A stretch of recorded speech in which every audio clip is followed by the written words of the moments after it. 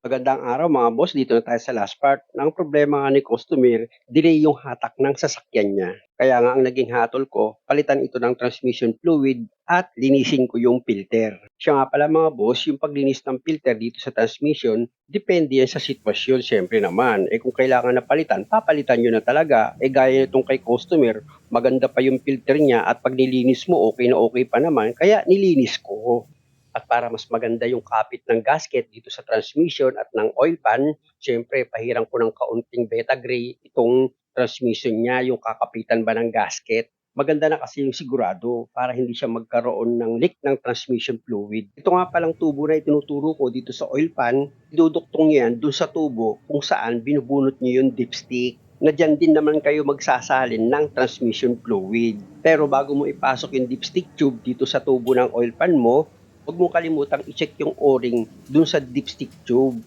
Kung manipis na siya, palitan mo na siya ng bago. Pero kung okay pa at makapal pa yung o-ring, pwede mo nang ituloy sa pagsalpak yan hanggang sa ma-connect mo na itong oil pan dito sa transmission. Kung makikita nyo, sinulubungan ko agad yan ng isang bolt na number 10, yung isa. Tapos pwede nyo na siyang bitawan, tsaka nyo ngayon ilagay yung pangalawang bolt na number 10. Ganun lang naman ang diskarte para hindi kayo mahirapan sa paglagay nitong oil pan. At sa paglagay ng mga bolt para hindi naman ma-disform yung gasket nyo, kalat-kalat dapat. Pansinin nyo yung paglagay ko ng bolt, di ba? Hindi sila magkakasunod-sunod. Mas maganda kasi at mas madali ilagay yung mga bolt kapag kalat-kalat muna yung pagkakalagay mo ng mga bolt dito sa oil pan. Kasi pag nilagay mo yung mga bolt na sunod-sunod siya or magkakadikit sila, syempre yung gasket na iipit, nadidisform ngayon siya. Ngayon, sa susunod na mga bolt na paglalagyan mo, nawawala na sa sentro yung butas ng gasket dito sa oil pan at ng transmission. Kaya nangyayari, mahihirapan ka na maglagay ng bolt. Ito namang sinasabi ko ay experience ko. Pero kung sa palagay nyo, mas tama yung sa inyo na sunod-sunod yung paglalagay ng bolt, wala namang problema dun. At pag naipakapit nyo na lahat ng bolt dito sa oil pan, pwede nyo na ngayon i-final yung paghigpit ng mga bolt dito sa oil pan. Pero dapat pantay-pantay yung pagkakahigpit mo ng mga bolt para hindi masira yung gasket niya. At ganoon din sa paghigpit ng mga bolt, huwag naman sobra-sobra sa higpit na pwedeng mapunit pa rin yung gasket niya. At pag okay na yung pagkakahigpit nyo ng mga bolt dito nga sa oil pan, magpalipas kayo ng 20 minutes bago nyo ilagay yung ATF. Tapos i-check nyo pa rin yung mga bolt dito sa oil pan. Baka mamaya may kulang dyan. Pag okay naman, i-check nyo naman yung pagkakaduktong ng dipstick housing dito sa tubo ng oil pan. Dapat maayos yung pagkakaduktong nyo dyan mga bossing para hindi siya magkaroon ng leak. At kung sa palagay mo, okay na yung pagkakakabit mo ng oil pan dito sa transmission. Gaya ng sinabi ko, palipas ka muna ng 20 minutes para sigurado kang tuyo na yung nilagay mong beta gray. Tapos, pwede ka na ngayon magsalin ng ATF. Sa pagsalin naman ng ATF dito sa transmission, importante na malinis yung hose, malinis itong embudo na gagamitin nyo. May naka-ready nga pala si customer na 4 liters na ATF. Pero hindi ko naman isasalin lahat yon dahil nga sa kailangan pa rin natin sumunod dito sa tamang sukat ng transmission fluid. Siyempre, para sigurado ka, gagamit ka ng dipstick.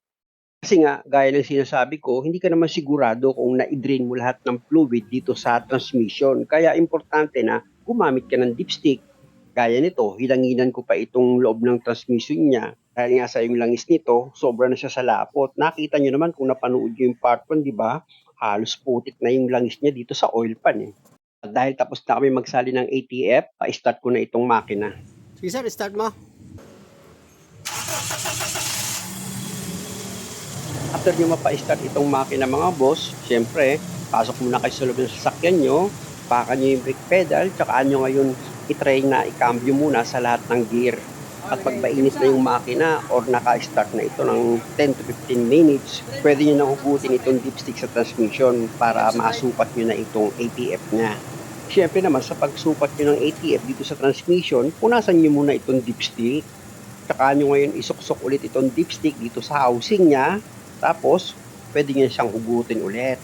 Kaya lang mga boss, kung makikita nyo dito sa dipstick nung hinugot ko yan, tuyo pa, wala pa siyang masukat.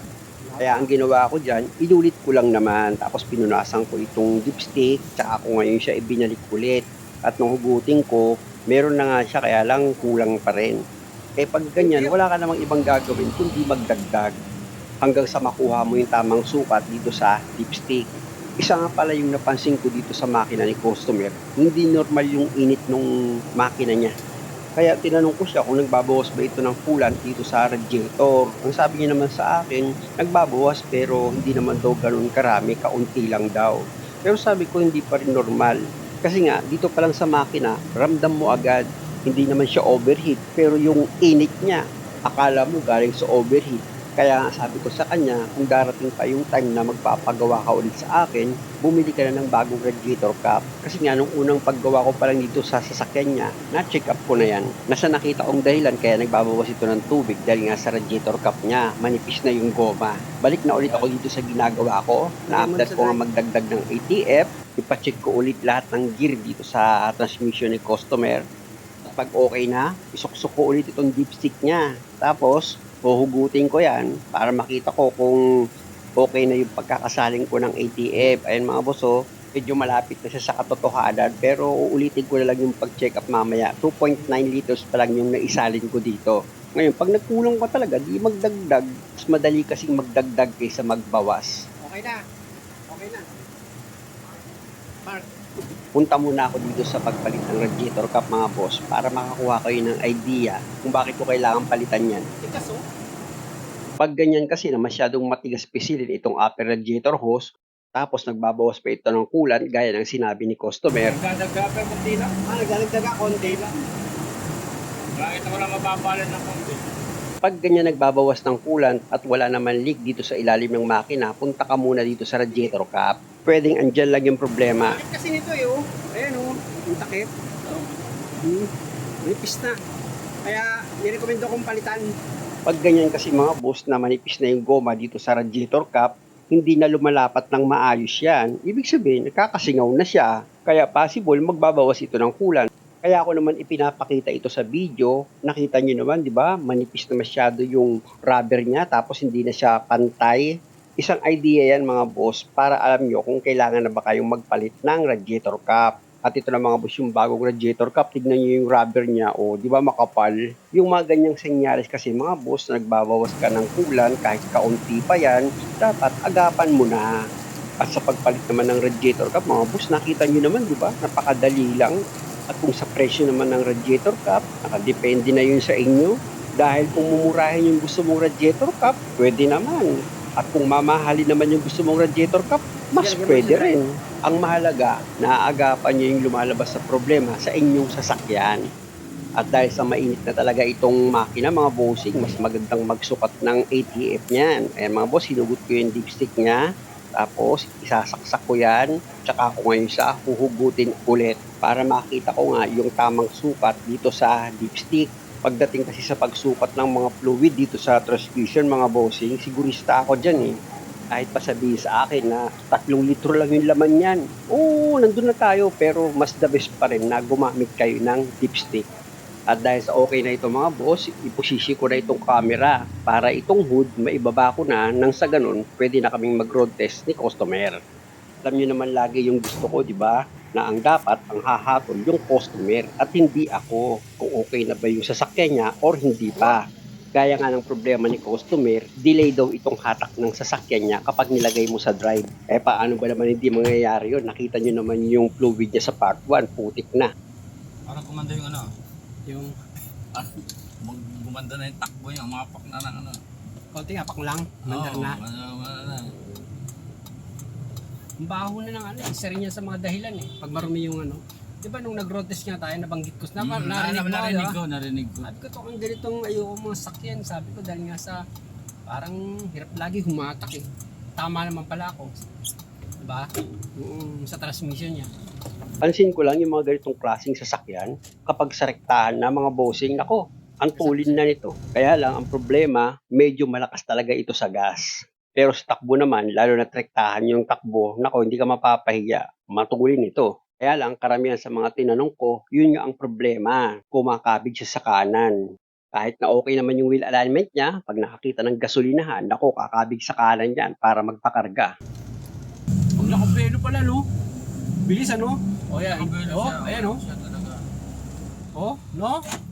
Sa lang, sa umpisa lang Sa umpisa lang talaga. pala.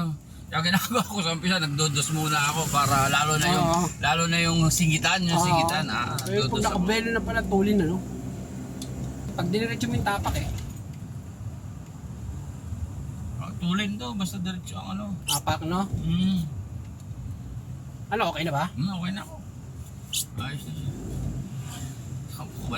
Ang linis na ng lahat eh. Ganito talaga to eh. Kaya lang medyo kayo kahap nung pumunta ako nito, parang sabi ko parang medyo Hindi, ramdaman ko na yun eh. Di ba? medyo ganit ng ano. Parang bigyan ng hata. Nga pala mga bossing, dun sa hindi nakakaalam, yung unang ginawa ko kasing problema dito ni customer sa sasakyan niya, pag ini-start niya kasi itong makina, mataas yung minor. Tapos pag nagtagal na at mainit na yung makina, bumabagsak naman yung minor. Kaya ang ginawa ko, nilinis ko yung throttle body at naging okay na ito. Kaya lang na mag-road test naman kami, parang delay yung hatak niya. Kumuha ko na, inisked ko na lang ulit si customer. At ito nga mga boss, nang ibinalik sa akin itong sasakyan, pinalitan ko lang yan ng transmission fluid at naging okay na. At muli mga bossing, hanggang dito na lang. At sana sa bawat video na ginagawa ko, nakakakuha kayo ng idea. At kung okay lang naman sa inyo, pasubscribe na rin itong channel ko. Maraming salamat!